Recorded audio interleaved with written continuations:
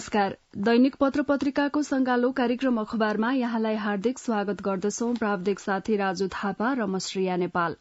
आज मिति 2080 साल जेठ 26 गते शुक्रबार, आषाढ़ कृष्ण पक्ष षष्ठी तिथि, तदनुसार जून महिनाको 9 तारीक सन् 2023, नेपाल सम्वत 1143।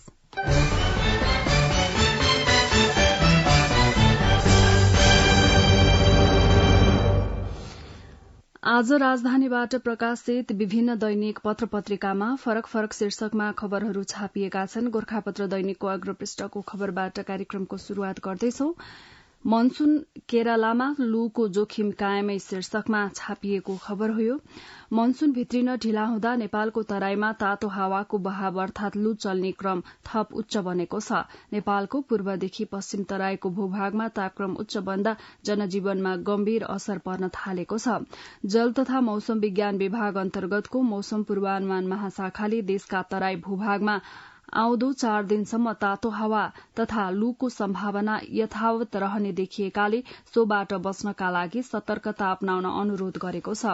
तातो हावा तथा लूबाट थकाई लाग्ने, कमजोरी हुने, बढ़ी तिर्खा लाग्ने, टाउको दुख्ने, खुट्टा बाउडिने, चक्कर आउने, बेहोस हुने, मांसपेशी दुख्ने, बान्ता आदि हुन सक्ने देखिएको छ। महाशाखाले तातो हावा तथा लूबाट बस्न, बढ़ी गर्मीको समयमा घरभित्र वा चिसो स्थानमा बस्न, बाहिरी वातावरणमा बढ़ी नजान, हलुका सूती कपड़ा लगाउन, बाहिर निस्किँदा टाउको छोप्न, टोपी लगाउन सुझाव दिएको छ। साथै नियमित पानी तथा झोल पदार्थ प्रशस्त मात्रामा पिउने र स्वास्थ्यमा समस्या भएमा स्वास्थ्य कर्मीसँग नियमित सम्पर्कमा रही थप सल्लाह सुझाव लिन सक्ने समेत अनुरोध गरेको छ। जल तथा मौसम विज्ञान विभागको जलवायु विश्लेषण शाखाले पश्चिमका 2 र पूर्वका 3 जिल्ला बाहेक सबै जिल्लाको तापक्रमले उच्च सतर्कताको तह पार गरेको छ। ती जिल्लामा 41 डिग्री सेल्सियस भन्दा माथि तापक्रम पुगेको छ। 5 जिल्लामा तापक्रमको सतर्कता तहको अवस्थामा रहेको छ। सबैभन्दा बढ़ी जनकपुर, विराटनगर, भैरहवा, सिमरा र नेपालगंजमा वृद्धि भएको देखिएको छ। मोरङको कानेपोखरी गाउँपालिकाको तापक्रम मापक यन्त्रले बिहिबार 44 डिग्री सेल्सियस तापक्रम मापन गरेको गाउँपालिकाले उल्लेख गरेको छ। बंगालको खाड़ीबाट मनसूनी न्यूनचापीय रेखा भारतको केरलामा बिहिबार आइपुगेको छ। त्यहाँबाट मनसूनी जलवाष्प नेपाल आउन करिब 1 साता लाग्ने जल तथा मौसम विज्ञान विभागले जनाएको छ। मौसमविद सञ्जीव अधिकारीले भन्नुभयो, केरला आएको मनसूनी न्यूनचापीय रेखा छिटो गरी आउँछ वा ढिला यात्रा गर्छ भन्ने अर्को मापदण्ड पर्ख र हेरकै अवस्थामा छ। जून 1 तारीकमा केरला आइपुग्नु पर्ने सो रेखा 1 साता ढिला आइपुगेकाले यस्तो अन्यल रहेको छ। नेपालमा यो वर्ष मनसून भित्रिने अनुमानित दिन भनेर जून 13 तोकिएको छ। अहिलेकै अवस्थालाई गणना गर्ने हो भने मनसून शुरू हुन करिब 1 साता वा त्यसभन्दा बढ़ी समय लाग्ने सम्भावना प्रबल बनेको छ। तथापि 2 दिन पश्चिमी वायु र स्थानीय वायुको प्रभावले देशका पहाड़ी भेगमा हल्का खण्डवृष्टि हुने जानकारी उहाँले दिनुभयो। पूर्वतर्फ केही बादल बनेको छ भने पश्चिम पहाड़ी इलाकामा पनि बादल बन्ने क्रम जारी रहेको छ। धेरै ठूलो वर्षा नहुने भएकाले तापक्रम बढ़ोत्तरीमा कमी आउने सम्भावना कम रहेको छ। मनसून केरलामा लूको जोखिम कायमै, गोरखापत्र दैनिकले अग्रपृष्ठमा छापेको छ।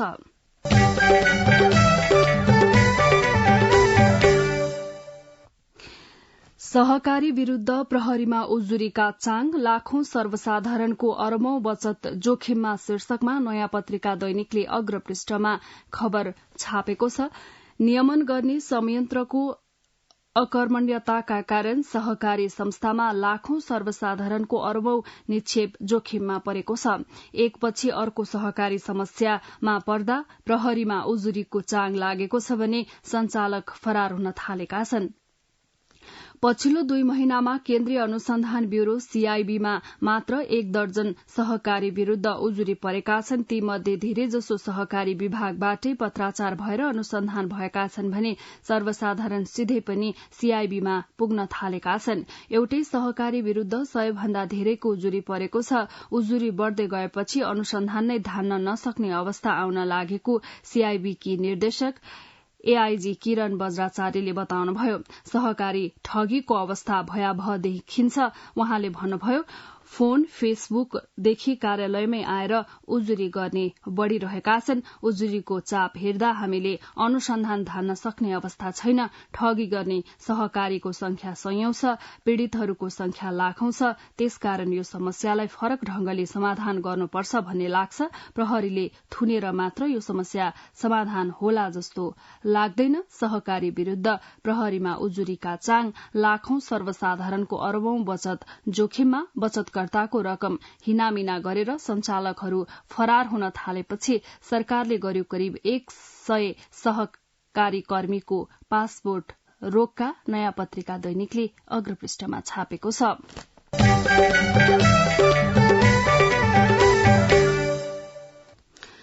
चुरे संरक्षणमा अनुदार तीनै तहका सरकारहरू चुरे मास्न उद्यत देखिएका छन्। यो खबरलाई नागरिक दैनिकले अग्रपृष्ठमा छापेको छ। संघीय सरकारदेखि तल्लो तहको स्थानीय सरकार समेतले चुरेको विनाश चाहिरहेका छन्। आय स्रोतको बलियो आधारका रूपमा चुरेलाई देखिरहेका तीनै तहका सरकारले यसलाई जसरी पनि उधिन्ने र सखापै पार्ने गलत योजना बुन्दै आएका छन्। स्थानीय सरकारले त झन चुरेमाथि मनमौजी गरिरहेका छन्। 2071 असारदेखि बाहिर निर्यात बन्द भएको चुरे क्षेत्रको ढुंगा गिटी यसपालि संघीय सरकारले खुला गर्ने योजना बनाएको छ। सरकारले चुरे नै भनेर उल्लेख त गरेको छैन, तर नेपालको ढुंगा गिटी निर्यात गर्ने उल्लेख गरेको सरकारको लक्ष्य भनेकै चुरे बिक्री भएको चुरे विज्ञहरूको बुझाइ छ। आफ्नो नीति तथा कार्यक्रमसँगै पछिल्लो पटक बजेट भाषणमा उल्लेख भएको यो बुदा प्रमाणित भइसकेको भने छैन, तर पनि भारतलाई चुरे बिक्री गर्न खोजेको भनी बुझेका चुरे विज्ञहरूले प्रधानमन्त्री पुष्पकमल दाहालको भारत भ्रमणका क्रममा द्विपक्षीय सम्झौता हुने लख नै काटेका थिए। राजस्वको लोभमा सिध्याइँदै चुरे, नागरिक दैनिकले अग्रपृष्ठमा छापेको छ।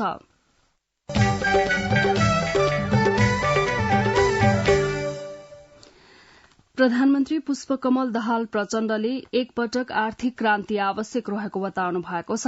निजी क्षेत्रलाई साथमा लिएर लगानीका विभिन्न ढोका खुल्ने गरी आर्थिक क्रान्ति आवश्यक रहेको उहाँले औल्याउनुभयो। बुटोल पाल्पामा सञ्चालनमा आएको लुम्बिनी केबुल कारको बिहिबार उद्घाटनपछि पाल्पाको बसन्तपुरमा आयोजित कार्यक्रमलाई सम्बोधन गर्दै प्रधानमन्त्री प्रचण्डले भन्नुभयो, देश विकासमा निजी क्षेत्रको विशेष योगदान रहेकाले उनीहरूलाई साथमा लिएर देशमा लगानीका सम्भावनालाई हर समय खुला राख्ने पक्षमा छु। कोरोना महामारीको मारबाट भर्खरै तंग्रिएको अवस्थामा देशको अर्थतन्त्रलाई चलायमान बनाउन एकपटक आर्थिक क्रान्ति नै गर्नुपर्ने अवस्था आएको उहाँको उद्घोष थियो। कोविड महामारीको मारमा परेका व्यवसायीलाई राहत दिने गरी तथा शिथिल बन्न पुगेको मुलुकको अर्थतन्त्रलाई थप चलायमान बनाउने गरी निजी क्षेत्रको सुझावलाई सरकारले हालै सार्वजनिक गरेको बजेटमा समेटेको पनि उहाँले उल्लेख गर्नुभयो। सरकारले यसअघि पनि आर्थिक प्याकेजका कार्यक्रम ल्याएर देशको निजी क्षेत्रलाई कुनै न कुनै रूपमा राहतको घोषणा गरेको उहाँले स्मरण गर्नुभयो। आर्थिक क्रान्ति आवश्यक प्रम शीर्षकमा गोर्खापत्र दैनिकले अग्रपृष्ठमा खबर बनाएको छ।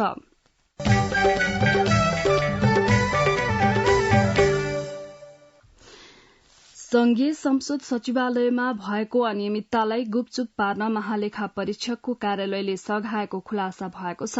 महालेखाबाट खटिएका अधिकारीले प्रारम्भिक मस्यौदामा अनियमितता औल्याए पनि संसदका कर्मचारीले अनुरोध गरेकै भरमा मिलाएको तथ्य भेटिएको हो।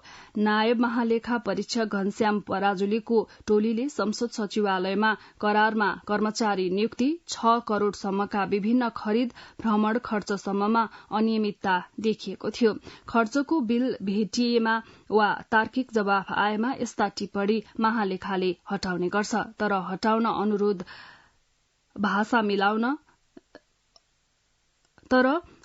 अनुरोध भाषा मिलाउने अब आइन्दा नगर्ने र लिस्ट हटाउने लेखेर पठाएकै आधारमा यस्ता अनियमितताका अनेक प्रसंग अन्तिम प्रतिवेदनबाट गायब पारिएको छ।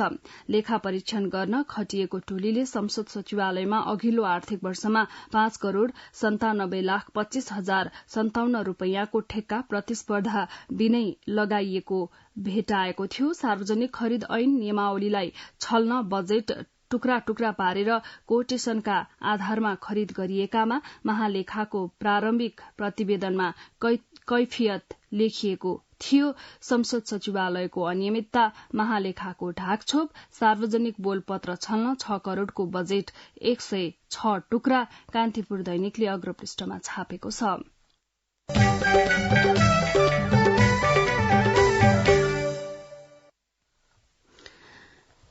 वर्तमान 8 दलीय गठबन्धनमा बनेको पुष्पकमल दाहाल प्रचण्ड नेतृत्वको सरकारप्रति सत्तापक्ष सांसद र नेताहरू नै दुधारमा देखिएका छन्।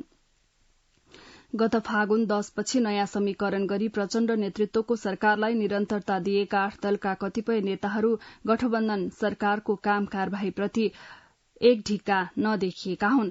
सरकारमा पठाएका आफ्ना मन्त्रीहरूले के कसरी काम गर्दैछन् भन्ने कुरामा समेत दल र तिनका नेताहरू बेखबर रहेको उनीहरूको गुनासो छ। खास गरी नेपाली कांग्रेस र नेकपा माओवादी बाहेक अन्य दलबाट सरकारमा प्रतिनिधित्व गर्ने मन्त्रीहरूको गतिविधि शून्य देखिएको सम्बन्धित दलका नेताहरूले बताएका छन्। सरकारको काम कारबाहीप्रति सत्ता पक्ष नै दुधारमा, नेपाल समाचार पत्रले अग्रपृष्ठमा छापेको छ।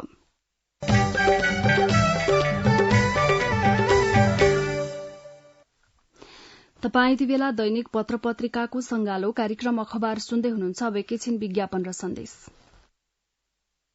सुरेश, के छ खबर? कहाँ छौ? मेरो सब ठिक छ यार, अफिसमा छु। अनि घर तयार भयो तिम्रो? घर त तयार भयो यार। अब घरमा इन्टरनेट, टेलिभिजन लाइन अनि टेलिफोन नम्बर पनि लिनु थियो। अब तिमी नै छौ यहाँ नेपालमा पाइने सुविधाको बारेमा जानकार भएको। म त 15 वर्ष भयो यार देशबाट टाढा भएको। सजेस्ट गर न यार, कुन राम्रो होला?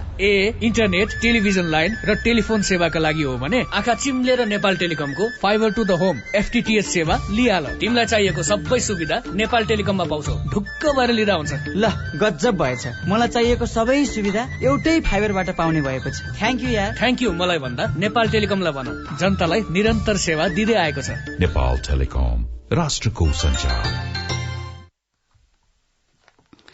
अब विभिन्न दैनिक पत्र पत्रिकामा छापिएका बाँकी खबरहरू। दादुरा निवारण गर्न चुनौती शीर्षकमा गोर्खापत्र दैनिकले अग्रपृष्ठमा खबर छापेको छ। सन् 2026 सम्ममा दादुरा निवारण गर्ने नेपालको लक्ष्यमाथि चुनौती थपिएको छ। 5 महिना अघि नेपालगंजबाट शुरू भएको दादुराले अहिले देशव्यापी रूप लिँदा चुनौती थपिएको हो। हाल काठमाण्डु सहित सुर्खेत, बाँके, बर्दिया, कैलाली, बाजुरा लगायतका जिल्लामा दादुराको प्रकोप फैलिएको छ। गत पुस अघिसम्म नेपालगंजमा मात्र फैलिएको दादुरा पछिल्लो समय काठमाण्डु सहित 15 जिल्लामा फैलिसकेको छ।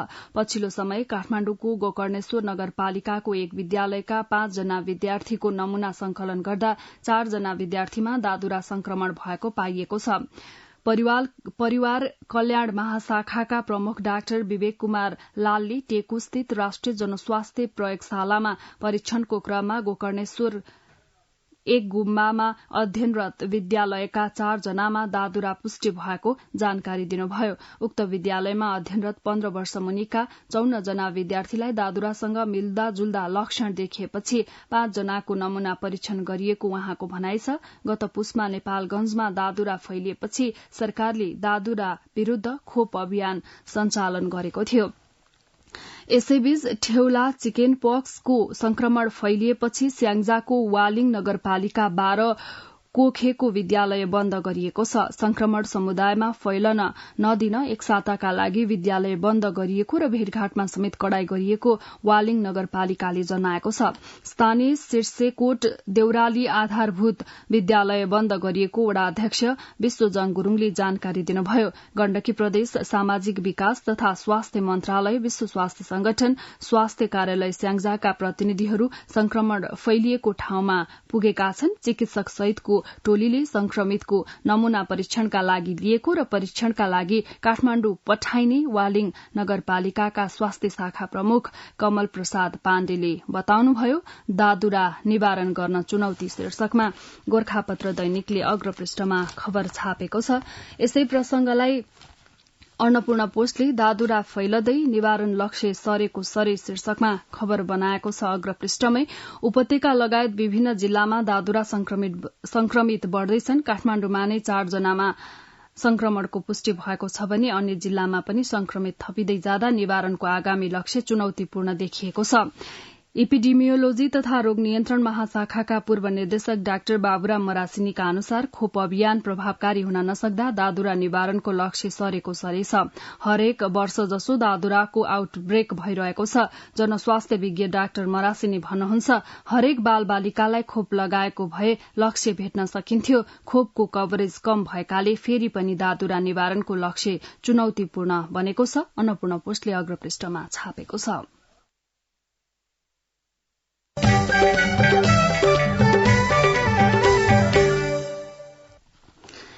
निजामती कर्मचारीको सरुवा व्यवस्थापन गर्न संघीय मामला तथा सामान्य प्रशासन मन्त्रालयले कार्यदल गठन गरेको छ।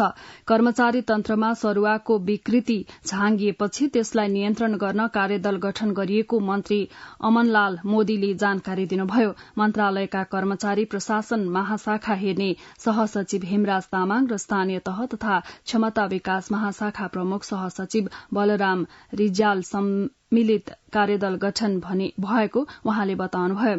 कार्यदलले सरुवा सम्बन्धी हालका कानूनी व्यवस्था र अभ्यास हेरेर उपयुक्त सुझाव दिनेछ। सरुवा सम्बन्धी व्यथिति र गुनासा सम्बोधन गर्ने पहलका लागि कार्यदल गठन गरेका छौं। बिहिबार मन्त्रालयमा आयोजित पत्रकार सम्मेलनमा उहाँले भन्नुभयो, कार्यदलले सरुवा प्रणालीलाई व्यवस्थित बनाउने बारे सुझाव दिनेछ। कार्यविधि, भौगोलिक क्षेत्र आदिका आधारमा सरुवा हुनुपर्नेमा उहाँको जोड़ थियो। सरुवालाई व्यवस्थित गर्न आफू लागि परेको मोदीको दावी छ। कर्मचारी सरुवा व्यवस्थापन गर्न सामान्यले गठन गर्यो कार्यदल। नयाँ पत्रिका दैनिकले अग्रपृष्ठमा छापेको छ।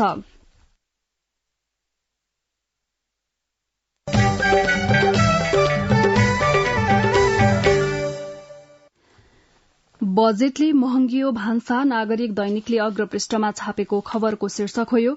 सरकारले आर्थिक वर्ष 2080-81 को बजेट मार्फत स्वदेशी उत्पादनलाई संरक्षण गर्न तरकारी, फलफूल तथा केही मासुजन्य वस्तुमा मूल्य अभिवृद्धि कर भ्याट लगाएपछि उपभोक्ताको भान्सा महँगिएको छ।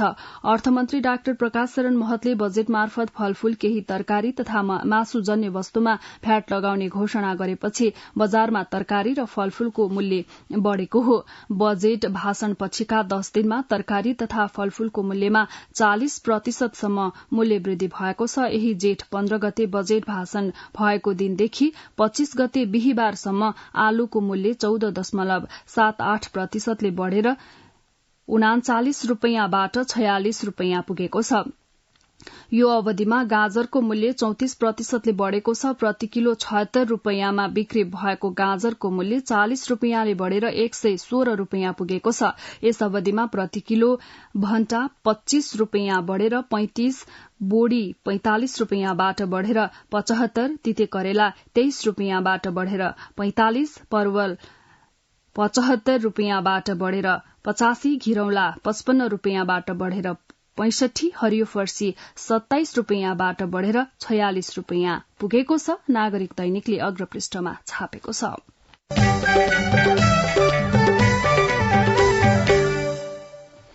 अब विभिन्न दैनिक पत्र पत्रिकामा छापिएका सम्पादकीयहरू। गोर्खापत्र दैनिकले कालो सुनको नस्ल शीर्षकमा सम्पादकीय छापेको छ। भैंसी पालनले पनि शासन गरेको नेपालमा भैंसी अधिकांश ग्रामीण परिवारको दिनचर्या र आयको आधार यद्यपि छँदैछ। बाबुआमाले स्थानीय जातकै भैंसी पालेर हात पारेको आमदानीबाट कापी किताब किनेर पढेकाहरू अहिले विद्वान, विश्लेषक अनि गैर कृषि व्यवसाय, नोकरीबाट आमदानी गर्ने भएका छन्। राज्यले बहुसंख्यक कृषक परिवारको आय स्रोत दरो बनाउन दशकौंदेखि बढ़ी उत्पादन लिन सकिने उन्नत नस्लका पशु विकास र विस्तारका कार्यक्रम चलाएको पनि छ। तर उन्नत नस्लको भरपर्दो स्रोतको अभाव महसुस भइरहेको छ। यस्तो अवस्थामा हालै प्रधानमन्त्री पुष्पकमल दाहाल प्रचण्डको औपचारिक भारत भ्रमणका अवसरमा 15 वटा मोर्रा जातका राँगा नेपालले उपहार स्वरूप पाएको छ। यसै प्रसंगलाई लिएर गोर्खापत्र दैनिकले आज सम्पादकीय बनाएको छ। नागरिक दैनिकले भ्यू टावर विकासको भोग शीर्षकमा सम्पादकीय छापेको छ। हामीले यस्ता प्राचीन र पहिलेदेखि तयार प्राकृतिक टावरलाई उपेक्षा गर्यो अनि विकासका नाममा ती भन्दा निकै पुड़का ठाउँमा भ्यू टावरका लागि बजेट खन्यायौं भन्दै नागरिक दैनिकले सम्पादकीय बनाएको छ। यता कान्तिपुर दैनिकले जलसम्पदामा पकड होइन प्रतिस्पर्धा हो शीर्षकमा सम्पादकीय छापेको छ भने अन्नपूर्ण पोस्टले बजेट सच्याउ पुँजी पलायन रोकौं शीर्षकमा सम्पादकीय छापेको छ। नेपाल समाचार पत्रले सरकार छ भन्ने आभास देऊ शीर्षकमा सम्पादकीय बनाएको छ भने कारोबार दैनिकले बजेटमा स्रोतको हेलचेक्राई शीर्षकमा सम्पादकीय छापेको छ।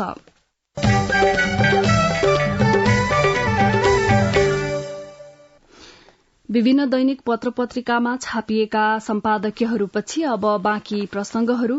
कृषि बीमाको 3 अर्ब अनुदान बाँकी, पहिलो किस्तामा 75 करोड़ दिन मन्त्रालय सहमत शीर्षकमा नयाँ पत्रिका दैनिकीले भित्री पृष्ठमा खबर छापेको छ। सरकारले कृषि पशुपक्षी तथा जड़ीबुटी बीमाको अनुदान बक्यौता रकम मध्ये 75 करोड़ दिने भएको छ। निर्जीवन बीमा कम्पनीहरूले कृषि बीमा नै बन्द गरेपछि कृषि तथा पशुपक्षी विकास मन्त्रालयले बक्यौता रकमको करिब 25% रकम पहिलो चरणमा भुक्तानी गर्न तयार भएको हो। कृषि तथा पशुपक्षी विकास मन्त्रालय, नेपाल बीमा प्राधिकरण र बीमक संघको संयुक्त बैठकमा बक्यौता अनुदान मध्ये कृषितर्फ 5 करोड़ 12 लाख र पशुपक्षीतर्फ 69 करोड़ 88 लाख भुक्तानी दिने निर्णय गरेको हो।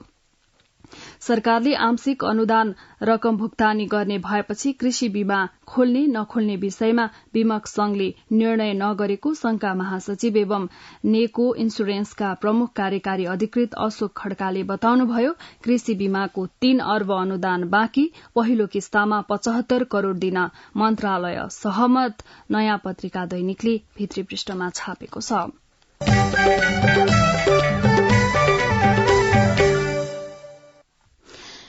काठमाडौँ महानगरपालिकाका मेयर बालिन शाहको कार्यकक्षमा ग्रेटर नेपालको नक्सा राखिएको छ। सांस्कृतिक शहरको रूपमा विकसित भइरहेको काठमाडौँ महानगरमा सांस्कृतिक हिसाबले ग्रेटर नेपालको नक्सा राखिएको हो। महानगर प्रमुखको सचिवालयका एक सदस्यका अनुसार बिहिबार सभागृह स्थित रहेको मेयरको कार्यकक्षमा ग्रेटर नेपालको नक्सा राखिएको हो। बालिनको सचिवालयका अनुसार मेयरको कार्यकक्ष पुनः सजावट भइरहेको छ। यसै क्रममा दक्षिण एसिया समेटिएकै 3D नक्सा पहिले नै थियो। यो नक्सा पुरानो भएपछि सांस्कृतिक नक्साको रूपमा ग्रेटर नेपालको नक्सा राखिएको हो। मेयर बालेनको कार्यकक्षमा ग्रेटर नेपालको नक्सा अन्नपूर्ण पोस्टले भित्री पृष्ठमा छापेको छ।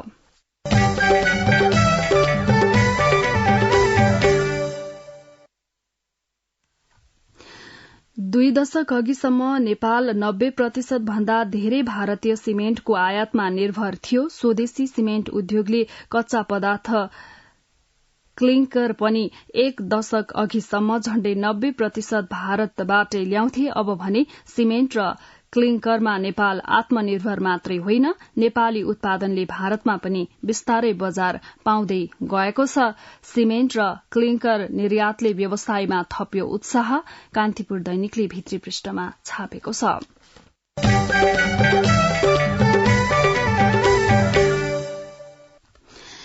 यिनै विभिन्न दैनिक पत्र पत्रिकामा छापिएका विविध प्रसंगसँगै हामी कार्यक्रमको अन्त्यमा आइपुगेका छौं। प्रविधिमा सहयोग गर्नुहुने राजु थापालाई धेरै धन्यवाद दिँदै म श्रेया नेपाल पनि बिदा हुन्छु। यसपछि कार्यक्रम अन्तर्संवाद सुन्न सक्नुहुनेछ। हवस् त, नमस्कार।